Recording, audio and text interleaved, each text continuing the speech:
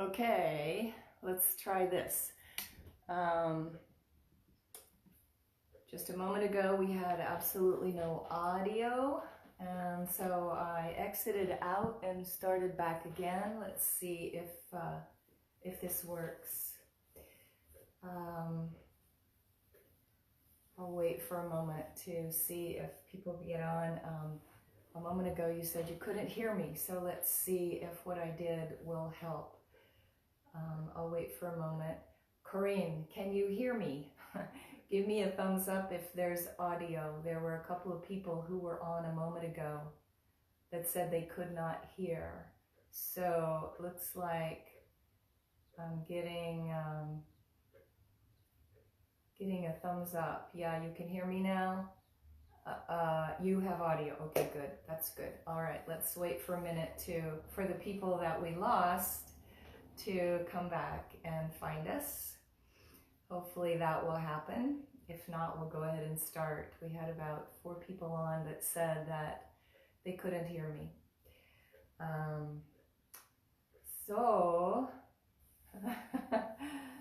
And the other thing I was saying, when people were saying they couldn't hear me, is that I changed my my profile picture to reflect the murder of George Floyd yesterday, which is so tragic.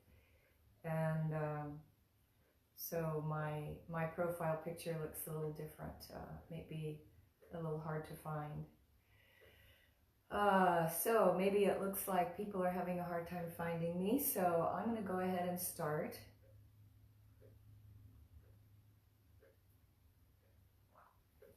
I'm going to go ahead and start what I was going to talk about today. And so I'm reading to you from, hello Bianca, can you hear me now? Can you give me a thumbs up if you can hear me? Corinne says that she can hear me okay.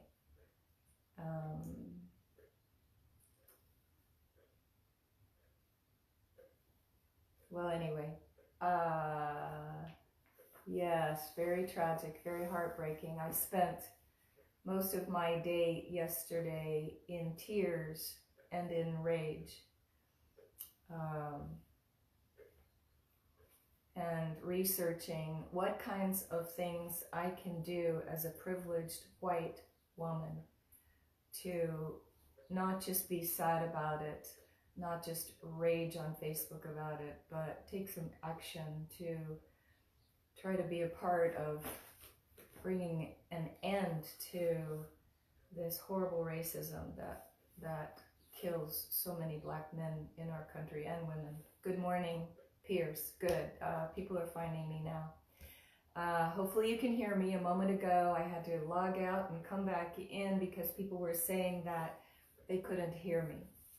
So looks like you can hear now. So I'm going to go ahead and get started with our lesson today, so we don't have to spend too much time over our 30-minute allotment. So I'm reading to you out of Nikolai Bachman's book, The Path of the Yoga Sutras, and he's taken 51 key concepts and written about them in this book. Rather than going chapter by chapter through the Yoga Sutras, he's pulled out some really juicy tidbits to talk about. So yesterday we talked about the word atta, the beginning of our yoga practice. Today we talk about chitta. Chitta is the heart-mind field. That word, chitta, refers to the heart-mind field. So here's what he says. We are all conditioned by our experience. Whenever we see, hear, taste, smell, touch, feel, think, speak, or act, our heart and mind are affected. It is our heart-mind field that accepts sensory input from outside, processes it, integrates it into ourselves, and remembers, ruminates, and directs the delivery of thoughts, words, and actions. The heart mind stores our experiences, including our emotions, in memory, and over time uses this information to construct an identity that defines who we think we are. Chitta is our heart-mind field, our outer and our inner psyche. Our heart-mind sits between this ever-changing outside world and our inner light of awareness. This inner light never changes, and it represents pure, unconditional love. A heart-mind that is sullied with mental and emotional baggage prevents the inner light from shining through, causing us to act or react according to deep habitual patterns of behavior. These deep habitual patterns are called samskaras. We'll probably talk about that later. I'm sure he's addressed samskara in the book. It causes us to act or react according to these deep habitual patterns of behavior. As the heart mind is clarified, more light can shine through it, and our actions become more loving and more positive toward others and toward ourselves. So we've spoken a bit about this in so many different ways. When we talked in our last 21-day practice about the yamas and niyamas, the ethical practices of yoga, because so many of those practices, the way we become attentive to those practices like nonviolence, doing no harm, non-stealing, observing truth. Good morning, Sylvie. Good morning, Elizabeth. And good morning, Andrew. I hope you can all hear me now. You couldn't hear me before. So all of those kinds of things, all of the yamas and the niyamas, the observances and the restraints, the ethical practices of yoga that we hopefully try to observe in our daily life, all of those help us to clarify the citta, the heart-mind field of consciousness. So it is our job to guide our heart-mind toward clarity and kindness. And so we do that. We take this job seriously, and we do that through our practices. We do it through practicing the yamas and niyamas. We do it through studying our spiritual texts. We learn it, we do it from learning from our spiritual teachers. Good, I'm glad you hear me. I don't know what was happening before when we had no audio, but anyway. So these are important practices, including, oh, you still have no audio. I don't know what's wrong, Sonia, because everyone else is having audio. I'm so sorry. So I think that these spiritual practices are so important, including our mantra practice, our commitment, our discipline, the tapas that we take very seriously for our daily practice, that discipline that we bring to the table when we make sure that we show up for our practice every day. These are things that clear the citta, clear the heart-mind field, so that we can be more open and more receptive of our knowledge that we are divine consciousness, that shining light inside is always here. We just need to clear these things so that we can remember and live in that space. All right, we'll begin our practice reminding you that this beautiful mantra, Auṁ Namo Nārāyaṇāya, Auṁ Namo Nārāyaṇāya. This facilitates the return of the individual person into bigger consciousness. It's a great liberator. So this specific mantra helps us to return from the citta to our inner awareness of divine consciousness. So go ahead and close down your eyes. Press through your crown.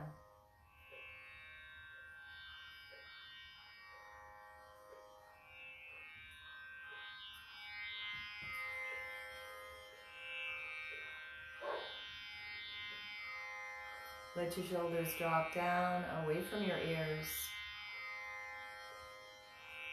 Let your skin and your muscles soften. Invite the citta to soften, this heart-mind field that keeps us attached to the outer world.